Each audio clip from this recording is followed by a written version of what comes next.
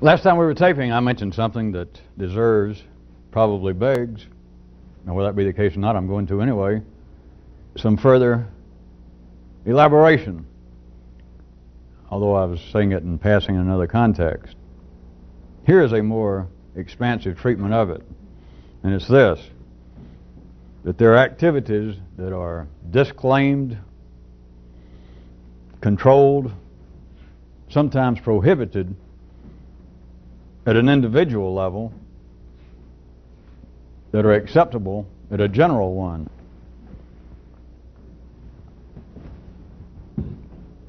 Such as, and as soon as I say it, don't immediately discount it. See, I'm being funny for you people on tape because people that's been listening to this wouldn't do such a thing. Such as murder, individual theft. Well, let's take murder as the one I threw in last time we were taping. At an individual level, life, all the way from disclaiming it, all the way to the other extreme of what I was going to sketch out tonight, prohibits it. Right now, most areas of the world, in some form or the other, have, if not a codified code of justice and laws, at least there is a kind of common routine wherein murder is prohibited individually. But murder is not prohibited generally.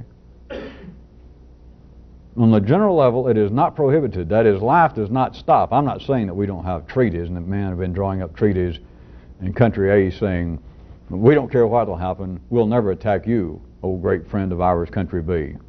And of course, that night, as soon as it gets dark and they turn off their lights, they attack them and kill them, all they can get their hands on. I know they signed those treaties, and I know that there are little individual examples that pop up in life's body that somebody will stand up and say, we have got to stop this kind of wholesale slaughter.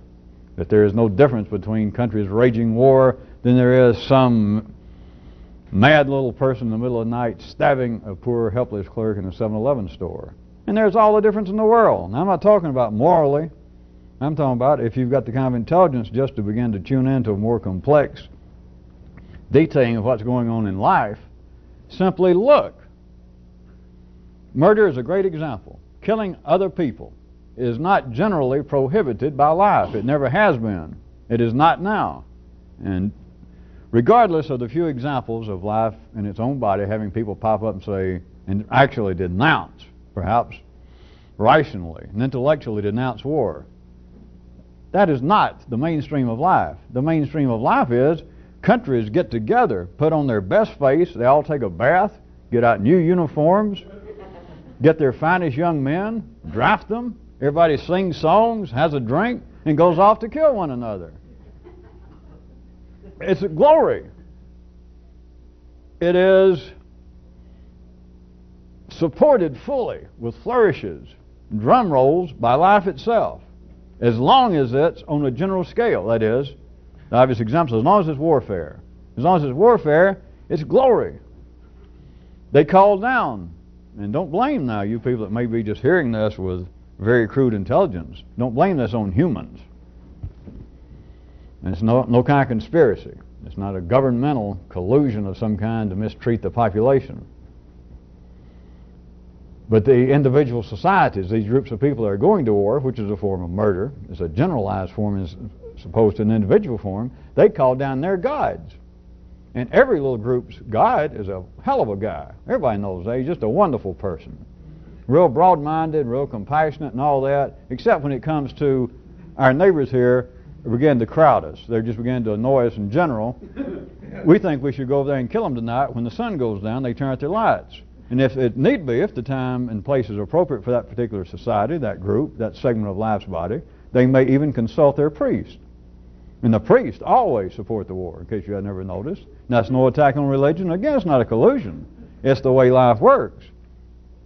The priest may, if you got to hear this right quick, it's the kind of way, again, that life kind of staggers around. The priest may at first say, the head of their religion may go, wait a minute, we just fought a big war and lost X amount of thousands of our young men 2 years ago. And the king or the general says, yeah, I know. The priest says, this gets very sticky. I'm not sure the gods approve of this. Is it really necessary? And they go, oh yeah. He says, oh, well, okay. So it takes about that long. And they say, well, we wanted to tell you it beforehand so that you can have your robe pressed and all and get out there in the parade. We want, for you to bless the tanks and make all the funny signals, which they do. The point being, it's not a failure of religion. It's none of that. It is what I'm telling you, that it is generally, that is on a general level as opposed to an individual level, murder is not prohibited. It's not even disclaimed, much less controlled. But now, look at it individually. For a person, they will in fact, and again it's not the government, it is not men at work, it's the needs of life at work coming through men, that they will single out a man under general battlefield conditions and charge him with murder. That is, he was there leading a group, his platoon, and he's already been decorated, and they can count hundreds of people that he has individually killed. And then one day, while he's taking a break, out in the bushes taking a leak, he turns around and sees somebody he doesn't like their looks, and he shoots them. And they find out about it. And it turns out the guy was unarmed. He was a civilian. You've heard these kind of stories. They've been going on. There's not much remembered in ancient history, but it's even happened in our lifetime. And then they will charge the guy individually with a particular murder in the midst of killing thousands of other people, or trying to. The point is, individually, murder, and I'm going to get into this in a minute another way, but I gave you sort of a spectrum. It ranges from being disclaimed to being controlled to being prohibited. It's not just murder, it's other things. But for instance, to start opening up the viewing of this spectrum, murder is controlled. Now it's prohibited individually, but then even as you begin to expand it, it's controlled. I'll repeat one more time for you people that may be hearing this on tape for the first time in other conditions. It has to do with the needs of life. It seems to be circumstances, but it's not the individual governments, politicians, kings, generals. It's none of that. It's whatever is the specific needs of life at that time. The control of murder on a general scale, that is like warfare, it varies from time to time and place to place. That life seems to, through humans, and of course it seems to be the humans doing it, but it's life that certain times makes conditions that it seems appropriate for country A to attack country B, to wipe them out, sneak attack. At other times it does not seem appropriate. And you can leave it to history.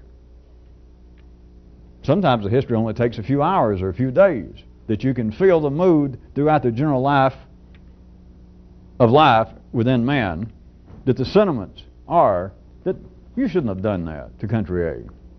They say to country B, that wasn't the way to do that. You were not justified in your attack. You were not justified in the way you did it. You were not justified in the intensity. That's the control. By control, I mean, some of you should know, it's not anything exotic, governments in general.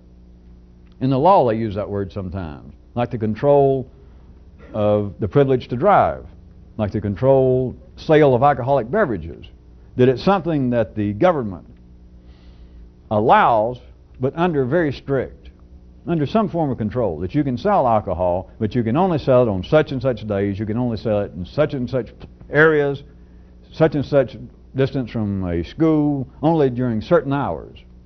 That it's almost as though they're saying, we don't approve of drinking. That is for the public good. Us, your government, does not approve or condone of drinking, but if it's going to go on, we're going to control it. Murder is under a general control. It is not prohibited, not as long as it's on a general level, but on an individual level, it is prohibited. Just all over the world. I even threw in something a little less. A harsh example is usually the best, but how about thievery? As I was saying it struck me, some of the things that are always going on, government scandals, that they will find if it's institutional, fraud, robbery, that is not prohibited. Right now, I could pinpoint it specifically, but people getting this on tape, there's no need to, because if you're seeing this 10 years later, somewhere in Washington, and all over the world, somewhere in Washington there's a scandal going on now. The Department of Housing, the Interior Department, the Energy Department. So you're going to be finding out that on a very large scale, somewhere within the last few months, whenever you're seeing this, they've found out that all kinds of brother-in-law shady deals have been going on, and the public trough has been almost cleaned out in that one department again by these hogs stealing from us, the innocent public. But it is not the same. Now, they may hold investigations, and several people may retire early, and instead of getting $200,000 a year in retirement, they may cut them down to $180,000. And they may be retiring 2 months soon. But it is almost like this, that institutional, that is general, large-scale fraud is not prohibited. But if they end up finding out some individual in there that this person was actually taking out, every couple of weeks they're taking out whole boxes of computer printout paper and selling them, that person will do time. They'll end up being prosecuted. But the general large scale of the people, the secretary, the undersecretary of housing or interior or whatever it was, the institution itself, not only is not going to jail, and I know that there'll be editorials denouncing it, and some senator or congressman up for re-election on a committee will say, this has got to stop. We have got to stop this kind of unsavory, in fact, I almost want to say immoral activity. Of course, he doesn't want to because of the kind of stuff he's going to be involved with, but this immoral activity in our government. Something's got to be done. Now, I know that happens, but that's been happening as long as humans have been alive. And what does happen? Nothing. Well, the fraud moves this year from the Interior Department over to the Judicial Department. It simply changes. The point being, it's not an attack on society, on government, on... The thing is, on a large scale, that is the general scale, not only is murder not prohibited, almost nothing that is prohibited individually, almost nothing is parallelly prohibited. It may be controlled. There may be conditions. Consider, I assume all of you got a general grasp of what I shouldn't consider that, but we'll go ahead. A general grasp of what I'm saying, whether you like it or not, and if it sounds too exotic, it's a fact, if you can see, in a more complex manner. Now consider the implications of this kind of dynamic in all of human affairs.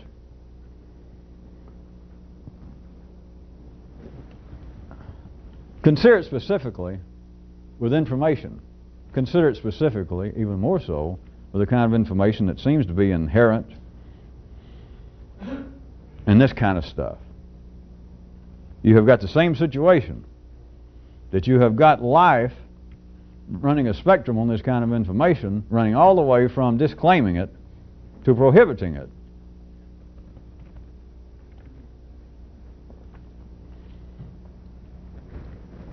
It will disclaim it. And now let us take the great jump right quick. I may go back and try to give you some examples if I see too many blank faces. You people on tape, 2 years from now, you figure I can't see your blank face. But let's jump right quick to start with, back individually.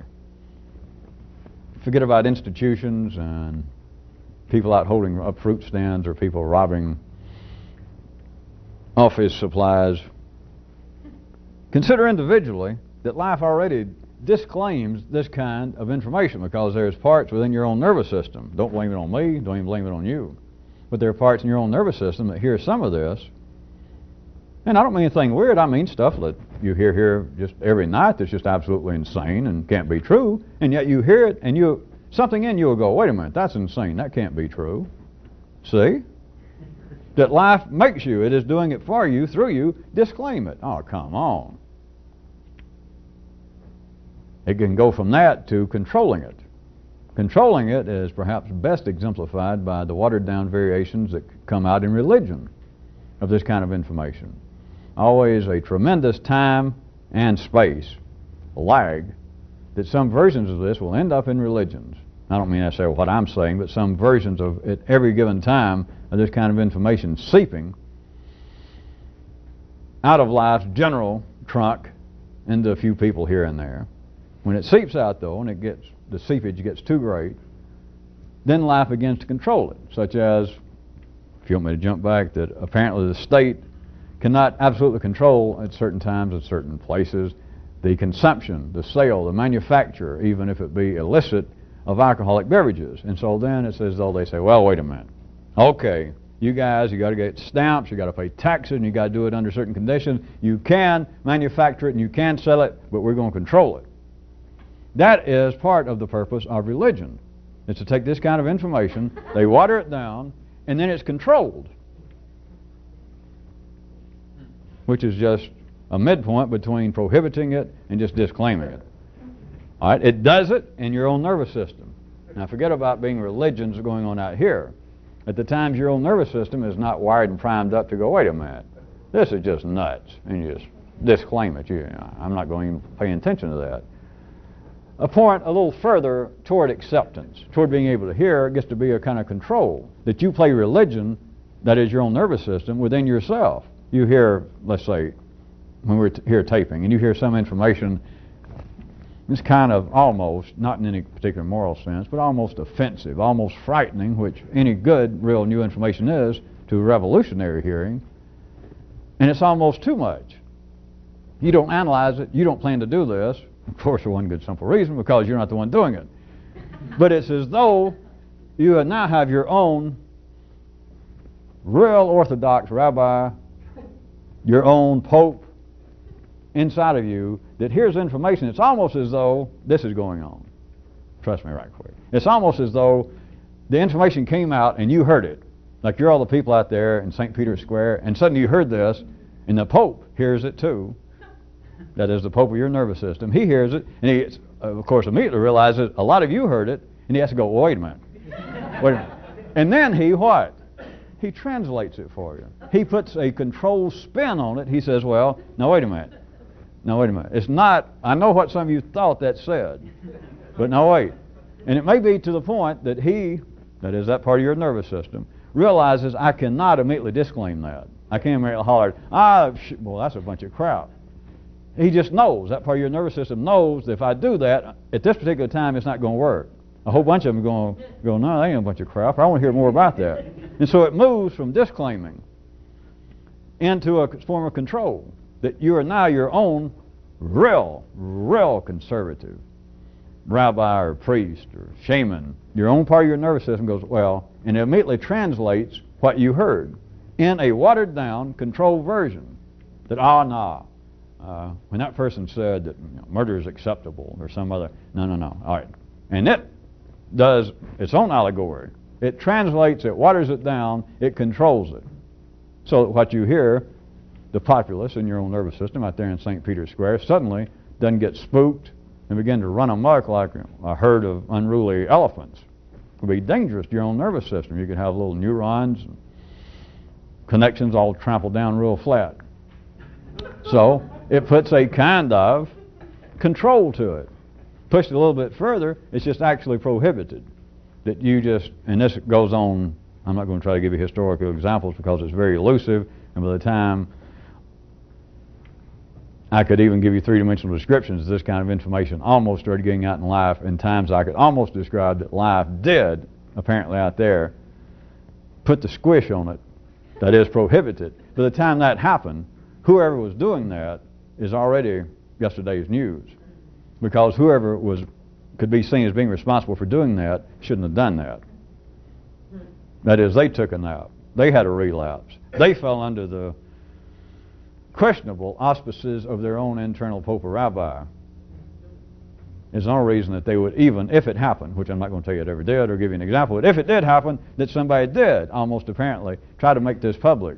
If they did. I'm not saying they did, but if it ever happened, life immediately goes, and it prohibits it. It reaches that area. So forget apparently out there, if it did ever happen, inside of you. It's not just disclaiming. Prohibiting is you just don't hear it. You just don't listen. There's no interpretation. You don't try to put any spin on it. Your nervous system just does not react. It's as though the government, if we're going to jump back out of here, has some kind of instantaneous, let's say, control over the airways, not in just licensing the use of the commercial radio band, but let us say that the information you're getting would be like radio waves in the government. That is, your own aspect of life's operation in you, the franchisor, that what you're hearing is suddenly so far gone, and there's no available pope or rabbi part of your nervous system to immediately either disclaim it or to put the proper control and spin on it. And so it's almost as though as soon as it's said, that is, as soon as the information is about to get you, is life. It's like your own government. That part can just instantaneously put a clamp on the airways, at least on the frequencies of where that information is coming in, and in essence, you don't even hear it. Now that's real prohibition. You don't have to worry about going back and finding out who's doing the information and string them up or put them on a cross or tell them no, no, and all that crap. Life just stops it. That's why I told you I wasn't going to even tell you that that's actually happening in life, because some of you probably had your own nervous system imagine, well, people have tried to do this, and hey, that's what's going on with, and you filled in some blank of some historical figure or operation, and you may or may not be close. You might be real unclose. But it's not even necessary, because internally it simply puts a hold. It simply grasps and shuts off that particular frequency and thus prohibits it. It doesn't have to deal with prohibiting the source, or to go find the source and try to talk to the person or persons, if it ever happened, and say don't do that, or to go and kill them. It's not even necessary. You just take the information, because life itself is the source to start with. You don't have to kill these peons. That's like somebody, sure, but now you can do this yourself, but that would be like, let's see, God Almighty, another story. It'd be like, let us say, somebody has transcribed a radio program, they got it on tape, and before they deliver it to the station to be played, they bought time to have it played, they decide, no, I don't like this, the program we did, and so I don't want it played, and then they go and blow up the radio station. That is, when they still got the tape in their pocket. They hadn't delivered it yet, but it was supposed to have been there at 3 o'clock. They're on there at 3:15. They decide they want to, so they go blow up the station. That's a waste of time. All you got to do is withhold it, right? Don't look blank. I mean, that one was so easy. I know some of you look blank like, wait, it couldn't be that simple. In other words, life does not go have to kill off prophets or some guy out giving out information if you think that's what's actually ever happened historically. It doesn't have to do that. All it's got to do is prohibit it. That is, all it's got to do, if indeed, again, I'm telling you this is not a certainty. I'm not telling you that I'm even hinting it is, but if indeed it seems true or possible three-dimensionally that somebody, a source, a living source, somewhere, the guy got and said, well, wait, I got some information here that's going to blow the socks off your brains. And indeed it would have to a group of people. So much so that once they got the information, their nervous system was not prepared to disclaim it. Their nervous system was not instantly prepared to put the proper control to it. But life doesn't have to kill the person doing it. The person goes, rah, rah, rah, and that sound wave's already going out. There comes the information. All life's got to do, you can take it several ways, is like put a kind of lock on the information coming out, the sound waves themselves, or life can jump into the people's head, since there's already in life's head anyway, and turn off their hearing. Or to take the frequency band where that information is coming out, and like life put its little finger in everybody's that was there in their little ear and catch right the particular place where those frequencies would hit and go zip, and you don't hear them. That's all you got to do. That's the ultimate prohibition. That's the most efficient three-dimensional prohibition. Now, can we forget all about life again for a second and all of that and take it back to the area that I know most of you egomaniacs, that most of you people are interested in, you personally. You think this doesn't go on? You think that you're not constantly surrounded not just by information, but by everything in the possible three-dimensional electromagnetic spectrum of coming in of all kinds of things that appears to be information that might appear to be simply be indistinguished, non-specific sounds, smells, sights, touch. The information that you are surrounded by that is more complex and three-dimensional, and it's simply prohibited. Or, to get a little more, perhaps seeming everyday and psychological, the kind of information that's going on with people talking to one another, people looking at each other, just the general run of human intercourse, that information going on all the time that life prohibits. The information is there and simply life prohibits it.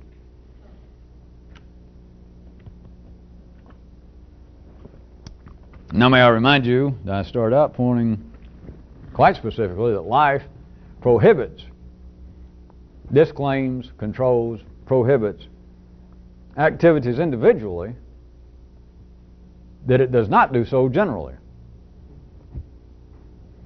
I ask you again, can you see any implications in the kind of activities, any possible use of this, having to do with you gathering up your own information?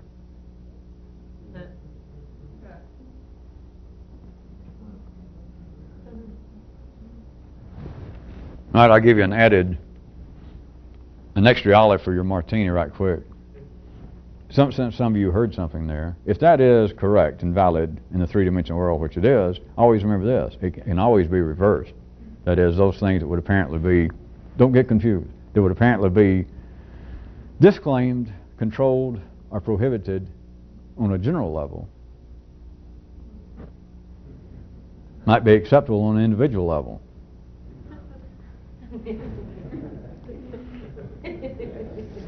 Don't anybody ask for an example, because if you can hear any of that, you don't need no bloody example.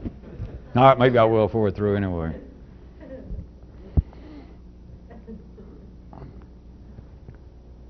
Far beyond any ordinary apparent political aspects, anybody doing this, I should point out to you that you should absolutely cherish and put to use all areas wherein you could exercise any kind of individual freedom within the general demands of life. Although I say far outside the ordinary aspects, I'm using the terms of political scenarios, political considerations. I say that, but let me give you another aside. Note, it just so happens where I'm taping this and where we are, the United States of America, at this particular time is the epitome, historically, of what's known as political freedom, just freedoms in general. We're standing here doing this right now, or I am, and you're sitting here listening. But if you can see backwards history, it has always been true that even what appears to be at the most routine level, that is political freedom, civil freedoms, is where life grows. But it's not, it doesn't have anything to do with the United States, and it doesn't have anything to do with George Washington and our Constitution. That's just manifestations of what life doing. But you should be, not politically necessarily, although there's nothing wrong with it, but beyond politically, all of you should just be delighted to be living here. Life insists on a certain kind of freedom to grow in a certain way. And it's always been true if we went back in other eras. If we went back even to medieval times, and I'm not going to try to give a history lesson by any means, even before the European concept of there being a United States and all that, every time, even historically, just the ordinary remembrance of backward history as it comes out into the ordinary intellect in life, that is history, it's quite simple to see that it was always growing, not just politically, but commercially, technologically, artistically, intellectually. Wherever it was growing at any particular time that history seems to identify was that place, whether it was Venice, whether it was Rome, whether it was Athens, was the place that was the freest in every sense of the word. The freest. Now, if you can, forget history, forget politics, forget me pulling out examples and saying Venice and Middle Ages, forget all that. Doesn't that tell you something?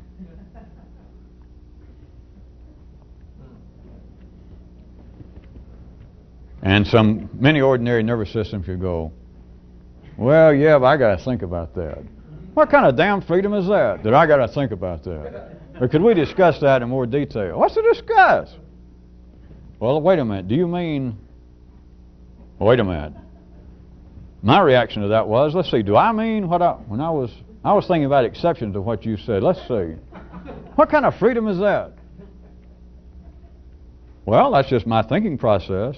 What kind of freedom is that? Well, I was just going through the prerogatives and alternatives of my own knowledge of history and my own opinions. What kind of freedom is that? Well, it's freedom for me to do it if I want to. All right. Okay. Let me ask you this then. Is all of your opinions and all the things you were thinking in direction of what I said, was all of that brand new? Well, no, I can't say it was brand new.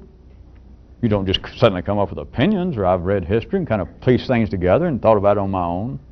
In other words, you're telling me that this is not the first time that you've thought that. Well, no, probably not. What kind of freedom is that?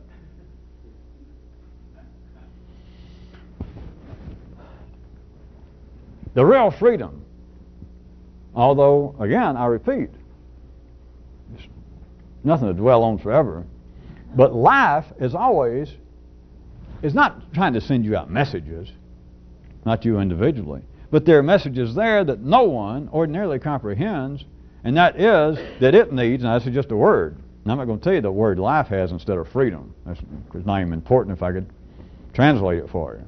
But life has its own concept of a kind of freedom, and everywhere it's growing, there is freedom, relatively speaking, in a larger sense. It knows that.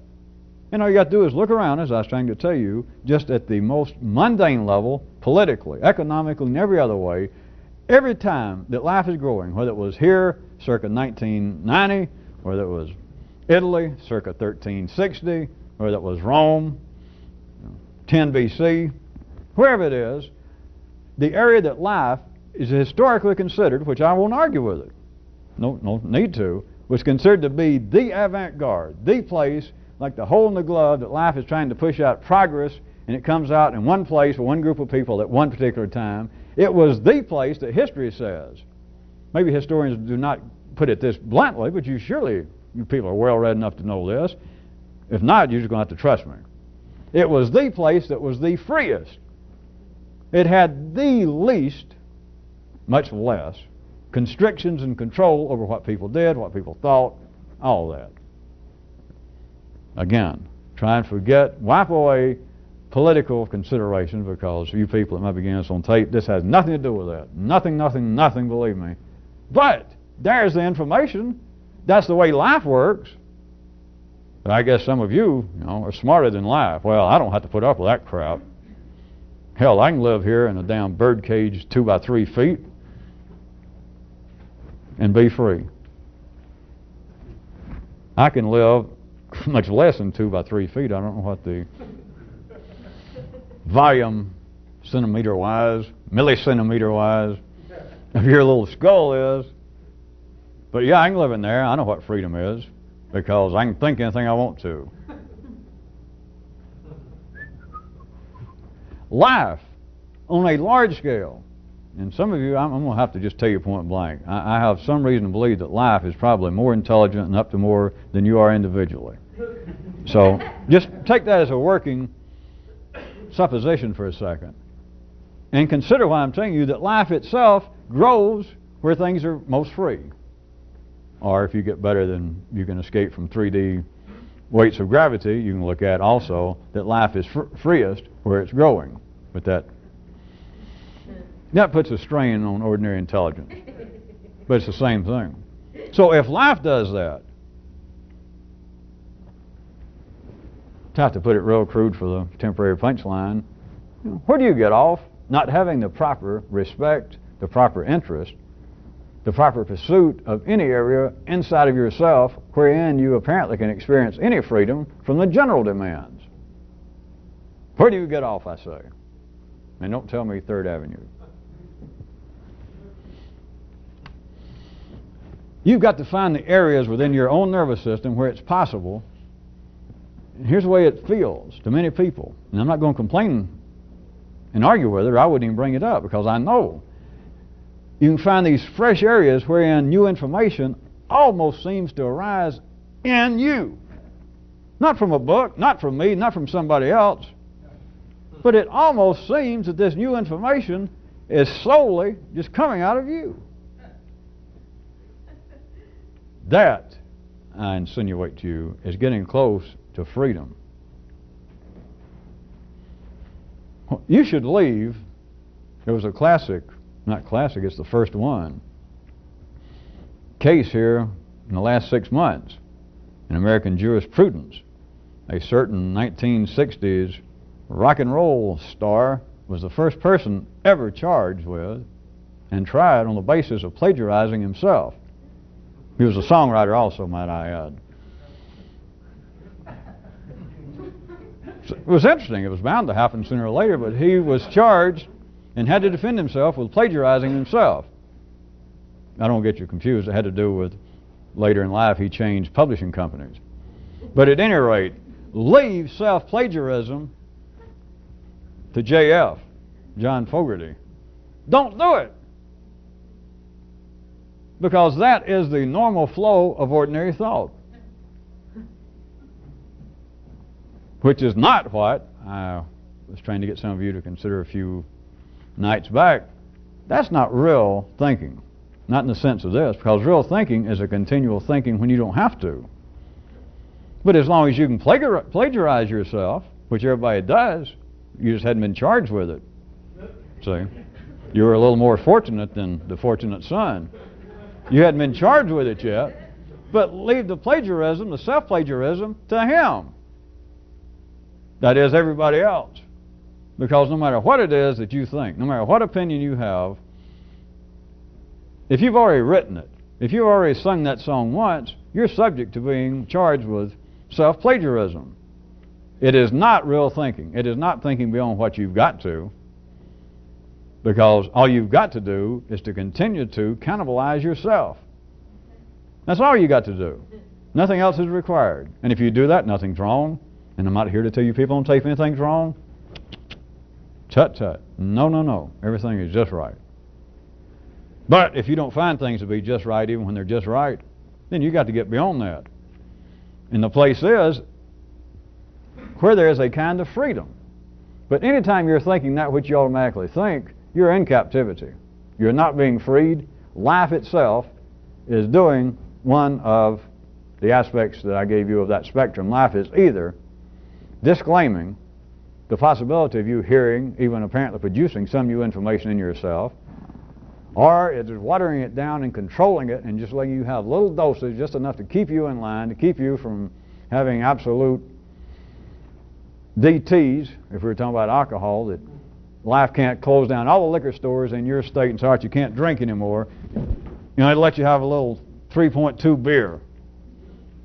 So life will let, that is, through your own old self-plagiarism, your own opinions, your own retelling of the same old stuff, even when new information seems to want to come out, if life doesn't make you simply disclaim it, then it will put a religious, a controlled spin on it, that where you've got to hear, well, and then you water it down. Or you just simply don't hear it. That is, it's prohibited.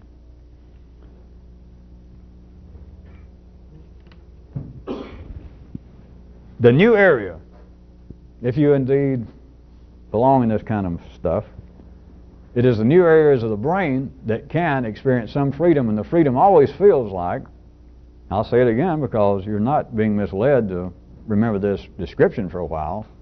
It's useless after you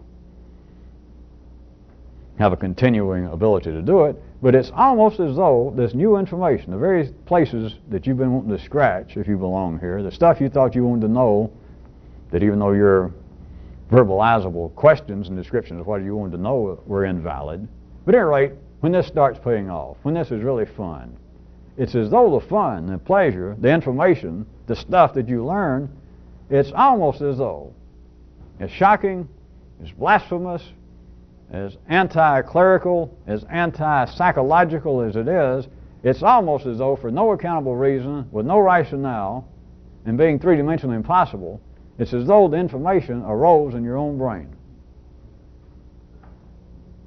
Now, sure, you may have been listening to me talk, or you may have been turning around doing something else equally as challenging, like, watching some rubber rot.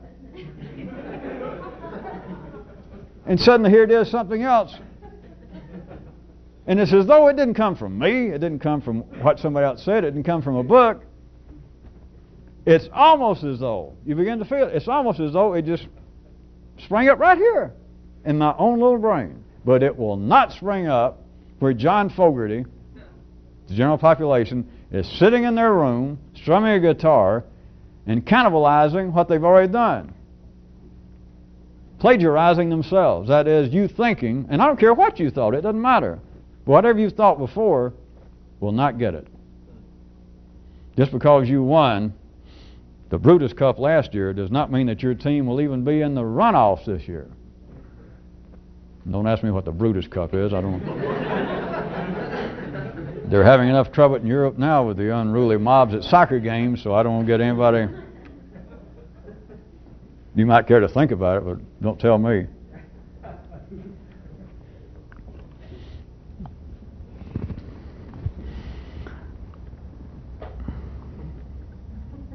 There is, I'm going to apparently change the paragraph here in a second. I do want to point out, it is not a conspiracy. Life does not do it on any form that is ordinarily recognizable. Ordinary people think they've recognized this in the past. But let me tell you, life is not involved in some three-dimensional material suppression of this kind of stuff. Because it's life doing it. But it generally, that's why I ask if some of you could reverse this, it generally prohibits this. That is, it's out of sync. It's anachronistic, and that does not necessarily mean behind the times. For those of you who want to go check a dictionary, it's simply out of time. It's out of place. In two senses of the words, it's out of place. Life does not need this information, not now, whatever it is coming out now. It didn't need it in 1420 when it came out. It didn't need it in 10 BC when it came out, in whatever form. It did not need it. So life generally prohibits it.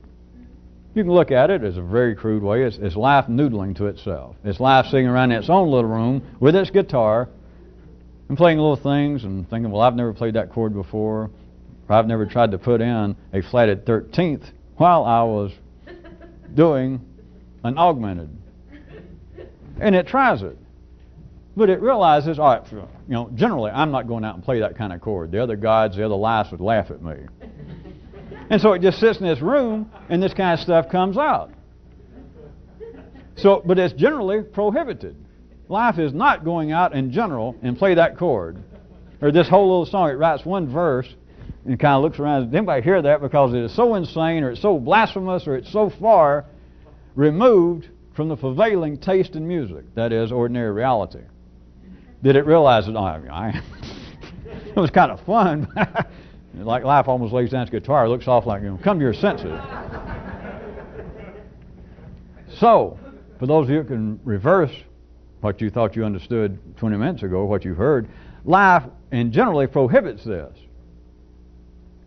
But individually, you need to understand that. It is not that there's a conspiracy. You notice, nobody is coming in here arresting me. Nobody is outside trying to take down tag numbers or saying, what's going on in there? We heard some of those tapes, and I don't know your name. We want to see your income tax returns for the last 18 years.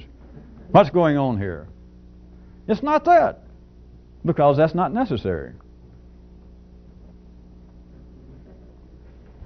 Now consider the police state going on inside of your own nervous system. Life does not have to do that externally, although it does happen in life. Again, I point out to you that it does happen in what is referred to as political situations, that life does run police states, control thought and action. But notice, that's where life withers. In you. You think you don't have a police state? If you begin to see it, then whoever you imagine, if they could dig up Papa Doc Duvalier or Stalin, and in some way I could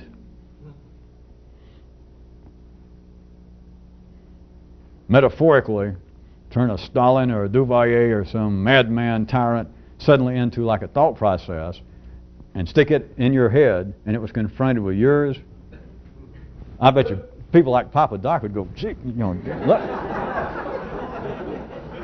I bet they would find you offensive, your operation, frightening. You'd have Stalin saying, Mama, where's my mama? That is the kind of police state that you're involved with the thought process in regards to me using my continuing picturization of this being a kind of revolution.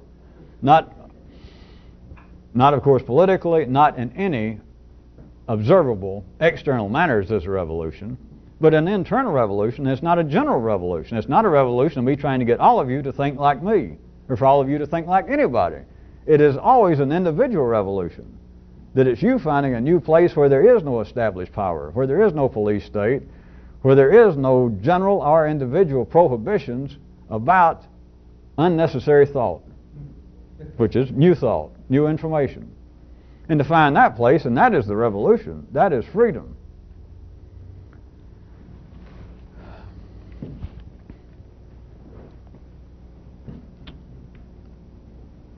Let me give you, I was going to say, why did I bother with doing this? It sounds like inside information. Like, well, I was going to do so-and-so, and obviously I'm not going to. Why did I even bother to mention it? I'll tell you why. I've watched too much TV myself. It's got to be. It's got to be. In other words, why did I bother with that? I'm not stalling for time. I'm not trying to ingratiate myself with a sponsor since we don't have one. Oh, well, let's get something more important.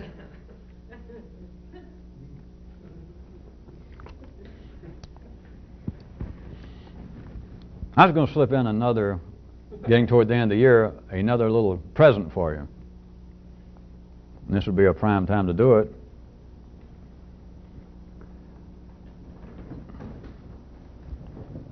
If indeed this were a really localized, a systematized, a premise-based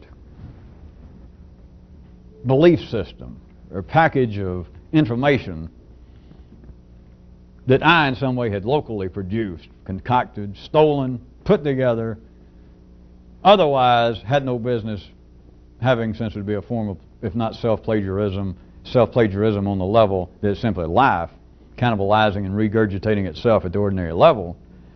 If indeed, though, as everybody's nervous system wants for a long time, that this kind of thing could be systematized, then if it could be such, then like all other watered-down, controlled versions of free information, shocking information, more complex information, unnecessary information, then it would have what I guess you could generally call the method, the modus. That is, if I was presenting this as something local and systematized, and either right in the beginning or after you paid your exorbitant sums of money and promised me your kid's sister or your Ferrari, or then that's all right. I'm going to tell you now the method. Everybody likes that. I even like saying it, the method. Come in the closet with me and we'll turn out a strobe light, and then in private I'm going to whisper in your ear and give you the method. The use. The scheme. Well, the method sounds better. All right, if there was such, what I was getting at,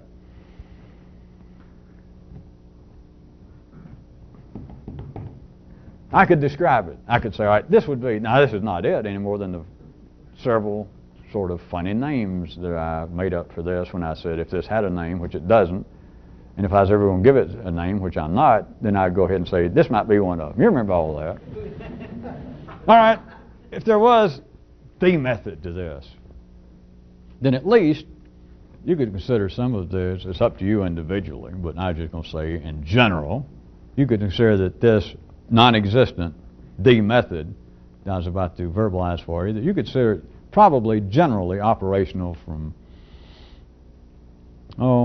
say, let's just make it the calendar, whatever's left of it, the calendar 89-90 year, more or less. Now individually, some of you might be able to dispose of it sooner even if you remember it. But as always, even if it was the method, which it's not, if it was, it would have a limited life, operational life. But here it would be. Are you ready? That's the kind of goddamn intro that puts Gershwin to shame. But you listen for 15 minutes just to hear the one good chorus that lasts 2 minutes. All right. Here it is, if there was such a thing, the method.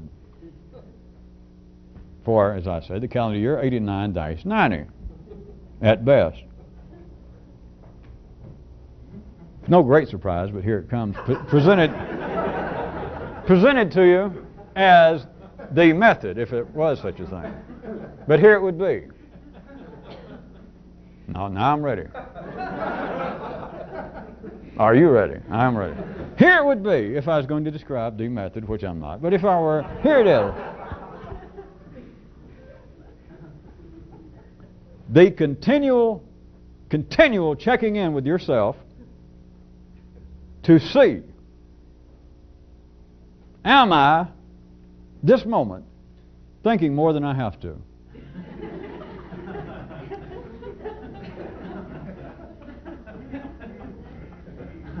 It's a good thing that I'm not presenting that as a method, because that is a stone killer if you know what you're doing.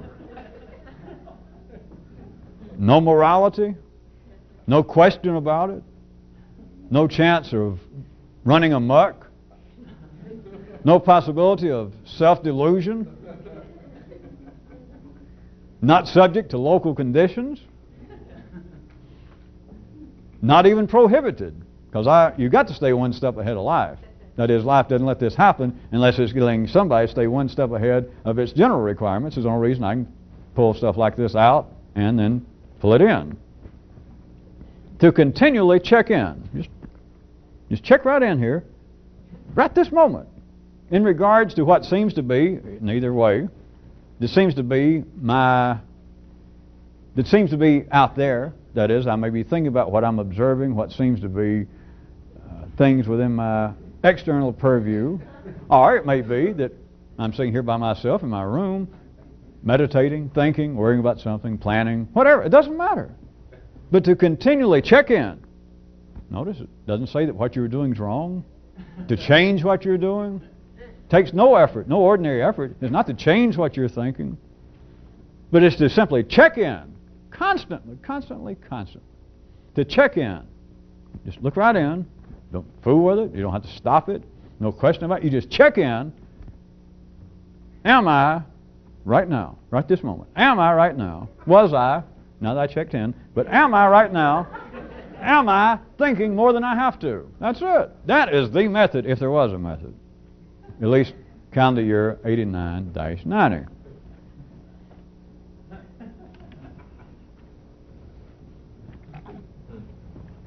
If it were a method, I'd have to tell you that's the kind of method that, if there was a systemized method, that is, it in some way could be spread out on a larger scale. It's the very sort of thing that life, through its own Department of Justice and Correction, would very shortly have that method up on all the bulletin boards as the most wanted. That kind of method would be shot on sight. They would not be taken alive. You would not be promised, that method would not be promised a fair trial. They would not even wait for it to be indicted. It would be shot on sight. You don't believe it? Try it. See the difficulty. See how you're going to have to take up a life, at least for a while, of evasion. You got to become more secretive than Bonnie and Clyde running out through the Midwest, or at least through the Hollywood screens. Because there is a bounty. If there was such a method, then there would be a bounty. There would be a direct and immediate prohibition.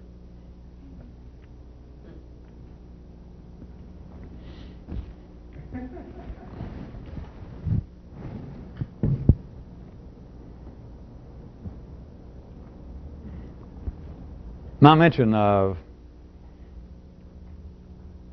the case of the man being charged, the first instance of plagiarizing himself, and my connections with more internal freedom and finding the fresh areas in your own brain wherein this is possible, I might also point out, and I used several times in the past of a term like jazz or improvisational thinking, for you to consider further the benefits of that, of not repeating oneself, the attempt. And you cannot, any of you who can do this, it's not necessary, but any of you can take the musical similitude a bit further, that you cannot really play jazz if you are too tied to whatever basis of jazz other than absolutely free form. If you're just trying to improvise on some set melody, that the closer you're tied to the general requirements of the song. Some of you may recognize this. You can drop music and just say the closer you are tied to the general demands of living and thinking, then the less time you have to devote to your individual potential. Back to what I was saying in regards to my jazz kind of thinking. The more you are tied, the more you're concerned with whether you're playing How High the Moon or Lady Be Good or Lady Be Bad, that the more you are concerned, that is, the more you continue to think about the melody. And if you were an ordinary musician and you were trying to make a living there in a Howard Johnson's side room somewhere, you might continually believe that what you were doing is having to look around to see, am I getting too far out with the crowd? They all got and started to dance when it was Lady Be Good, but now some of them are wandering off, they're looking weird. I got this, I can play further away from the melody than this, but I better get back to it. All right. Do you not hear what I've been describing already tonight? It is life doing everything from disclaiming to putting a certain kind of control that's already built in to, wait a minute, you're getting too far away from the melody. That is, you're getting too far removed from my general prohibitions, from my general control, from the general needs I have to grow through man.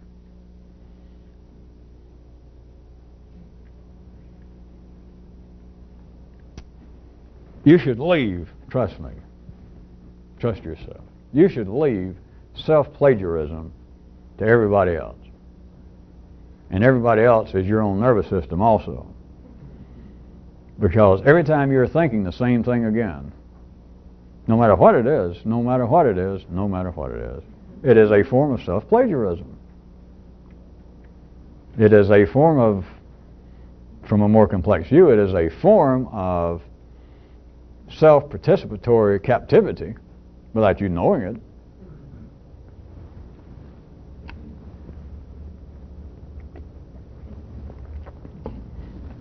If you're involved with this kind of stuff, let's go ahead and assume reasonably, because we only got several minutes, and so that's one good thing about being able to talk about being reasonable or rational, is to always be within time constraints, because anybody can be reasonable and rational if all you got is 2 minutes left, right? I don't mean just me talking, think about it. So let's be reasonable and rational right quick.